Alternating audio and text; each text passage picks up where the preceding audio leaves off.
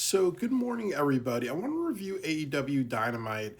And I also want to mention that, in like 5 hours, I'm taking a flight from, Newark, New Jersey to Vancouver. I will be going to AEW Dynasty, and I look forward to the show. And I really feel like the mission of the show was really to say, hey, are we excited to go to Dynasty? Are we going to build new matches for this card?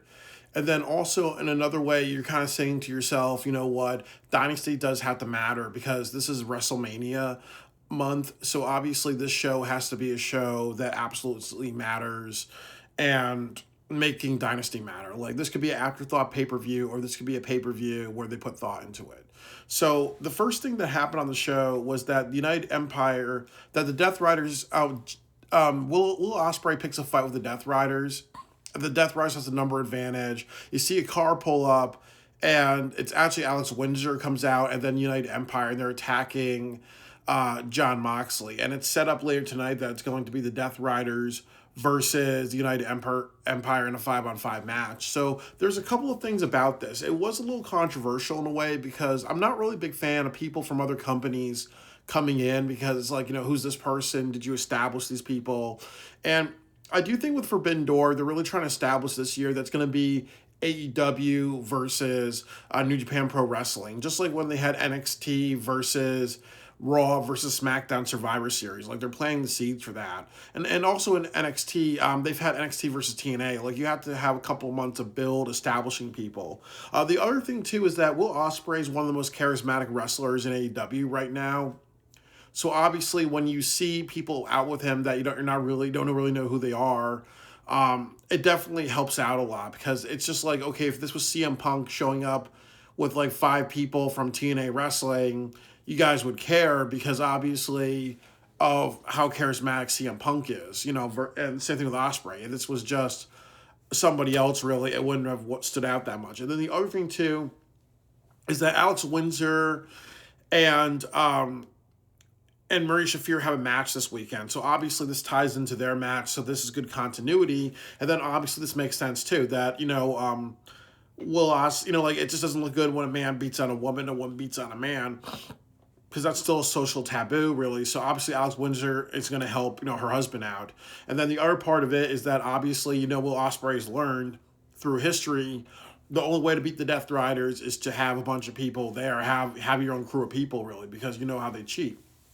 So this was really, really good continuity, and I think this was a really great start to the show. It was actually funny. The United Empire looked like they ripped off Reservoir Dogs with how they were dressed, but obviously too, this was good continuity. This was good like build. This is definitely makes me excited for Moxley versus Osprey, but it also kind of says to the audience, hey, it's not going to be Death Rider cheating. It's going to be Osprey bringing out his people if he feels that he's going to get screwed. Um, the next thing that happened was that Don Callis makes an announcement that Kyle Fletcher is out on injury. He's going to be out indefinitely, so therefore he has to surrender the TNT Championship. And there's going to be a TNT Gauntlet match. And I kind of had some mixed feelings about this. I said to myself, they could easily do an interim champion and do Kyle Fletcher with a TNT Championship versus an interim TNT Championship, but they do interims way too much in professional wrestling. And I also think that as Russell Tide was saying, and a few other people are saying, that Kyle Fletcher needs to be in the heavyweight championship picture. So this is almost like, John Cena giving up his championship not to have, so he doesn't continue to hold it on forever, really. Like sometimes maybe the best way for a champion to lose their titles is to have them to vacate, or if they have like an injury, or maybe it's like a minor injury or some type of injury, you can just say you can just lie to the audience and say, hey, take some time off, or you're legitimately hurt. We need to take the title off of you. We don't want to do interims. We just want you to go to a different division, really. So I think this is a good way to do a couple of things with Kyle Fletcher. He could come back. He and Takeshita and Andrade can lead the Don Callis family, or Kyle Fletcher could still be the Don Callis family going after the World Heavyweight Championship picture. And then you say, okay, he's not going to be after any more secondary titles now. He needs to be one of those people that maybe in 2027 or 2028, he needs to strongly be considered for an AEW championship because they have to learn from WWE that there's some people you really have to put a booster on, or a rocket booster on, to make sure they become the champion. You don't just wait too long, really. the next thing was that it was Bandito, Jack Perry, Darby Allin versus Don Callis family. There was a part of it where Andrade left the ring, and then um, Darby Allin goes on the microphone and says, "Hey, you know what? You're the best wrestler in the world right now." And you're walking away like a little bitch, you're Don Callis' bitch, and other things like that. I felt that was kind of weird. He said that you're the best wrestler in the world right now, because that's not true for Andrade. Like, definitely he's had a career renaissance, but he's not the best wrestler in the world right now. Absolutely not. I wouldn't say that doesn't belong to anybody right now. People could say Will Ospreay, but Will Ospreay has not really had a lot of matches since he's came back, which is a good thing. You gotta let things simmer. But for him to say that, that did feel a little like hyperbole. But then what happens is that Darby Allin gets sneak attacked by Takeshita. He does a rolling German suplex to Darby Allin on the ring ramps. And then really this is just a regular high flyer match. Everybody does their spots. Takeshita Blue Thunder Bomb, Darby Allin, Coffin Drop Bandito, dives and flips. Jack Perry dives and flips, really. So it really wasn't, same old shit, really. And then also, too, Don Callis family wins. I'm happy with that because they usually lose a lot. But this kind of also this reminds me a lot of WWE. Okay, well, since Don Callis family won tonight, they may lose on the pay per view.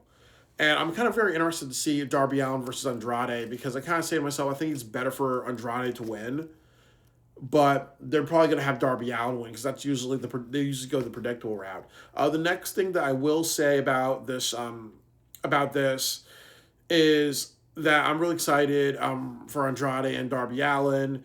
Darby Allin did a segment later on tonight saying, like, you know what, all the blood, sweat, and tears, everything's been through, glass tables, and all that crazy shit is why the title means something. So they're also trying to making him, be like, okay, this means something. This is what I really want in my life. This is my next big thing, really. So I appreciate that, because I know there's a lot of people like Cornette and a few other people who kind of say, okay, you look at Darby Allin, and you know what, he's kind of like, a John Moxley version of Jeff Hardy. But, doing these segments show that he has heart, really. It's not just a bunch of shock value.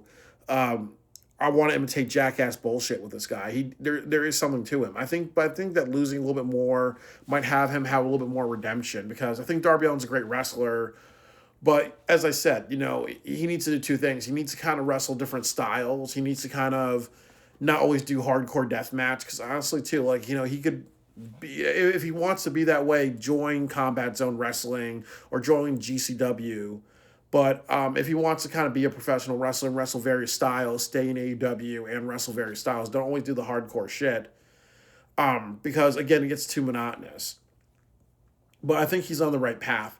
The next match is Willow versus Aminata. I agree with what Russell Toddy said. It's kind of a little weird that Aminata came back and now she's in a championship match, because don't they do something like rankings, or it's kind of been interchangeable. Sometimes they do rankings, sometimes they don't. It was a good match. Like, Aminata to try. I think she goes for a roll up, or she goes for a quick pin in the beginning. And then also she does a move where it looks a little bit like a vertebraker or something like that, and that looked really awesome, especially because Willow's a big girl. And then the last part of it was that Willow wins with a power bomb. So it was a really good match.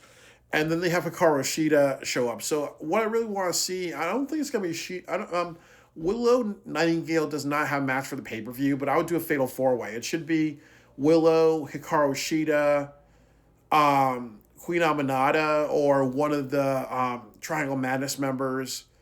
And then it should be Harley Cameron, all for the TBS championship. Like, I think that would be a really great match, because you can eventually do Willow versus Harley in a like a babyface rivalry. Because I think that one thing about Harley Cameron is that she's kind of a little bubbly and silly. So maybe you can kind of do something where she kind of like has matches with Willow. She beats Willow and she's like saying something like, you know what, I want to get to a point where I take myself more seriously. I want to win all the championships. I want Harley to matter, really. Like, people think I might be a little too bubbly, but there's times when I need to, take myself more seriously, because sometimes when you don't take yourself too seriously, you lose opportunities. Like, there could be a storyline with that. Like I said, like last year, the promo of the year for the women's division was when Harley Cameron was talking to Mercedes Moné on camera. Like, she went from, the silly puppet, she does like a cut, and she goes to a really serious mode and everything like that. Like, that was my promo of the year for the women last year. But you can bring down Harley Cameron, really. So I think that I hope they do a fail 4-way. I hope we eventually see Willow versus Holly Cameron. 'Cause I think that'd be a great direction, friend versus friend, or the person who takes it more seriously to a person who's trying to take it more seriously. That would be a good match. The next thing that you saw on the show was the Jericho segment. He announced to the world that he's going to be with AEW a little bit longer, signs a new contract. Ricochet comes out, says nobody really wants you. And then the other part of it is says the stereotypical stuff like, oh, you're old, oh well you or in bad health. The ratings have gone up since he's been here. And since Ricochet's been here and since Jericho has taken a year off. So I think that another part of it is when you have all that stuff, um, it's just kind of like the same old thing you do with like a person who comes back who's retired or who's been out for a long time. They're older. Oh well, I'm gonna call you the old gray mare. She ain't what she used to be, type of thing. But with all that said, they're gonna have Ricochet versus Jericho at the pay-per-view. You just made the list, and that's kind of an interesting match. Like I think that's good for Jericho to wrestle Ricochet. You have the douchebag. You're trying to establish Jericho as a babyface now. I also think that with Jericho at this point in his career, he needs to be a babyface. They need to push him off in the sunset if he wants to do his retirement in AEW. And I actually think that would be better suited. He can do retirement in AEW. He can be an announcer, in WWE, maybe for NXT or SmackDown. Put him in the WWE Hall of Fame because he deserves to be in the AEW Hall of Fame if they ever do one. He deserves to be in like the WWE Hall of Fame. I think there was a WCW Hall of Fame, but I'm not sure how they do that. But he should be in the WCW one. He also should be in the New Japan Pro Wrestling Hall of Fame. Like he needs to go to multiple Hall of Fames. He's really earned it. Even though he had a bunch of go-away heat last year, even though there's been a bunch of controversy around him, I think the thing is to send Jericho off into the sunset, So I don't mind, even if they put Jericho in the Hall of Fame or whatever, really, because, he, in my opinion, he was the best AEW champion because, honestly, that was during the growth period. They needed like a champion with experience and a veteran and somebody who was charismatic. Like, as a lot of people said, they wish it was Adam Page, but Adam Page kind of didn't have that yet. Jericho really helped the company out in the beginning. He definitely there was definitely a downfall with him over the years, but definitely Jericho has done a lot for the company, really. So if he wants to kind of retire in the sunset, I think they're on the right path with him. Have a match with Ricochet, humble Ricochet because of what he said a few weeks ago. And then the next thing about it is that, we need to kind of work towards, finding a good ending for Jericho. The next match is Don Callis. And the next thing that happened was Don Callis made an announcement that earlier he was teasing that Takeshita and Ricochet, he was teasing that Takeshita and Okada were going to have a match. And then he's told the audience, no, I'm going to pick when I do it. So he trolled the audience. That's what a heel does. And then what happened is that it's announced for the pay-per-view that instead of Kyle Fletcher and Okada, it's going to be Takeshita and Okada versus the Young Bucks. And what happens is if they win this match at Double or Nothing, it's going to be the International Championship, Okada versus Takeshita. So, this was kind of good in a lot of ways. Like earlier tonight, they were teasing Takeshita Okada. And now you get it here, so that's good foreshadowing. But you have to wait, like 5 weeks for that match. The next thing about it is that Okada and Takeshita, they touched each other, did it this week. That's good. And I like what a lot of people are saying, including WrestleTati, that their animosity has been almost like 2 years old, I believe, like maybe a year and a half or 2 years old. You need to kind of take the you really need to take the dish out of the oven, really. It's time, really, because I said last year, Marina Shafir versus Will Nightingale should have happened after Anarchy in the Arena, but they didn't do that. That should have happened. That could have been a pay-per-view match. That could have put Marina Shafir on a different level. So you don't want to do this with Okada and Takeshita where you're like, oh well, we're going to keep putting it off because it's almost like Sally's Pizza in New Haven where you have to wait 70, 80 minutes for that pizza. It's something great, you want it, but if you're going to wait so much longer for it, you're going to say, okay, I'm not interested in it anymore because I don't like this, just this stretch of time, really. But I also appreciate that, too. And I also appreciate them setting up matches to other pay-per-views. Like, one thing has to happen for another thing to happen. So I like that because most companies don't do that, but it's good when a company does that because you got to think about the long term game. The next thing is that was Dorada versus Ciampa. It broke my heart because in my opinion, Mascara Dorada is the greatest wrestler in the world right now. In my opinion, everybody else you can go fuck yourself if you disagree. He looks like a badass version of the Yellow Ranger. The Yellow Ranger, the original Yellow Ranger, she was one really sexy bitch. Fuck the car accident and fuck the person who caused the car accident. I hope they rot in hell killing the Yellow Ranger. But back to Mascara Dorada, he looks like a badass version of the Yellow Ranger. Very underrated wrestler. In my opinion, he if he and Will Ospreay had a match, that'd be excellent. I think Mascara Dorada can do a lot for the company. But unfortunately, they kind of treat him like a jobber. But Mascara Dorada does a lot of great things. So because Ciampa won, he's now the Casino Gauntlet match. He's the first one in that Casino Gauntlet that they're doing. And if people don't know the rules, it's just like two people go in, and then every couple of minutes, I think they said it randomly, they put another person in the Casino Gauntlet match, and whoever gets a pinfall becomes the TNT champion. So if there's 30 people, but only 5 people come out, and one person of that 5 gets pinned, the winner, the guy who gets the pinfall, gets the championship. So honestly, you want to be in there first. You do your due diligence, you pin the second person, and then you don't have to face other people really. But it definitely becomes something where it definitely becomes something really interesting. The other thing about this is that I don't want Ciampa or Mark Briscoe to win because they've already been champions. It's kind of recent, so I don't want to do a continuation. Because more than likely what they'll do is they'll say, okay, we're going to have Ciampa hold it, or we're going to have Mark Briscoe hold it, and then eventually we're going to repeat what we did a few months ago in Australia, like give it back to Kyle Fletcher, and then Kyle Fletcher holds it for an extended period of time, really, when he needs to be in the heavyweight division. So I really hope they do something new. So I'm a little worried with Ciampa, but I understand Mascara Dorada doesn't have that charisma to be the first person in, so Ciampa's the right person for this. There was the Edge and Christian segment versus the Don Callis family and FTR. So Edge and Christian come out. Christian talks about banging the FTR's mothers and that he wants to bang Stokely Hathaway's mom. Really funny stuff. The next thing about it is FTR comes out, and then last week Edge and Christian attacked Trent Beretta and Rocky Romero. Trent Beretta and Rocky Romero come out and attacked Edge and Christian. And this is actually kind of interesting too. This is good because there's seeds of doubt.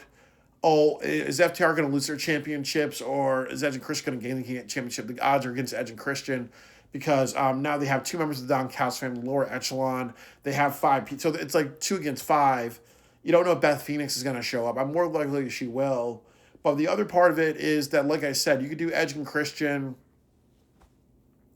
and some members of Darby Allin and Darby Allin and a few other people versus the Don Callis family at Anarchy in the Arena. You could do United Empire versus the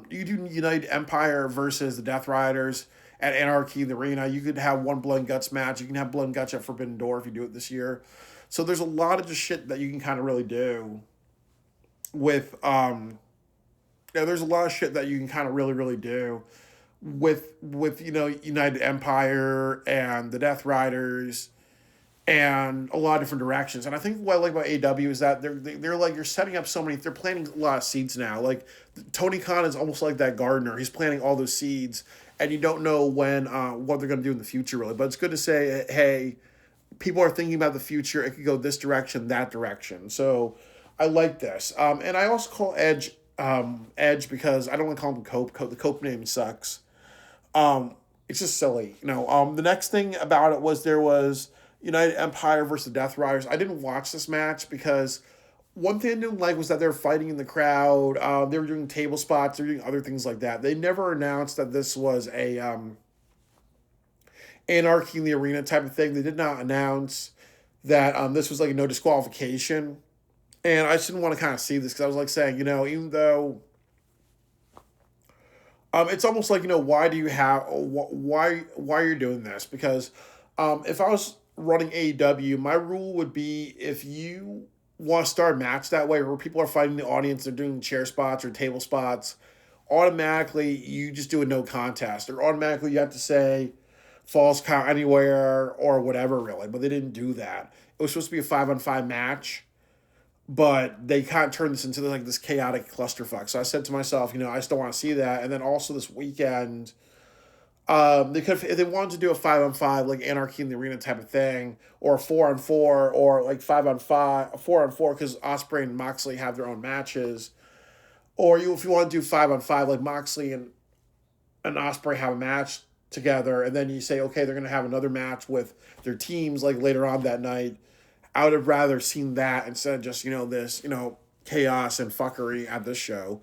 I did not know this, but Brody King was out this week because he had to go to a funeral. But I wish they set up Swerve versus Brody King for at Dynasty. Like they did a hardcore match, and one reason why I'm a little upset by this is because Brody King's been having a lot of momentum, and I really just think they had to do something like say, okay, well, can we at least kind of think about what we're gonna do with Brody King? Like make him a heavyweight champion. He should be fighting Adam Page. He should be fighting Swerve one more time. He should be fighting, Chris Jericho in the future. There's so many different things you can do with Brody King. So I feel a little upset that he was left out.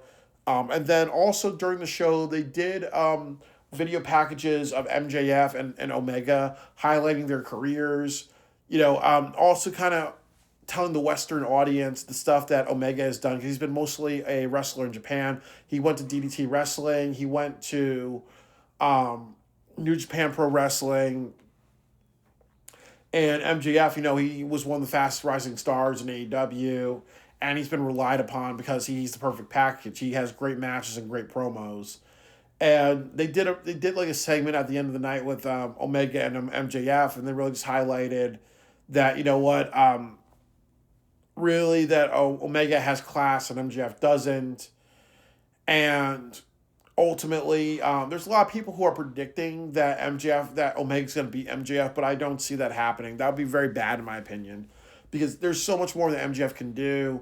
MJF has built up a lot of wrestlers, and I think that if you kind of put the title on Kenny Omega, you're just going to have dream matches.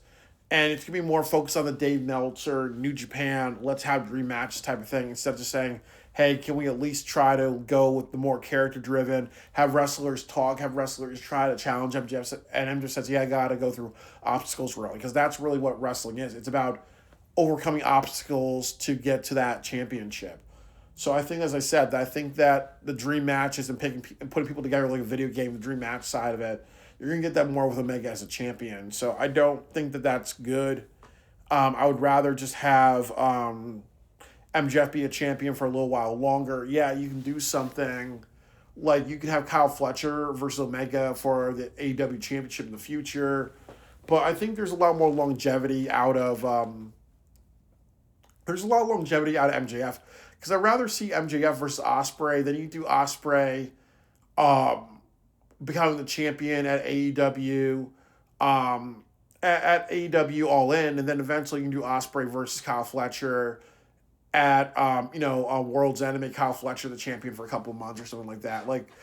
There's things that you can kind of do instead of just like having the same people becoming champion, or saying, okay, we need to put out Omega. Really, I don't think Omega's the right champion right now. I think MJF, there's a lot more great things you can do. There's a lot of charisma that he has. There's a lot more, there's a lot more that you get out of it, really. But overall it was a really good segment.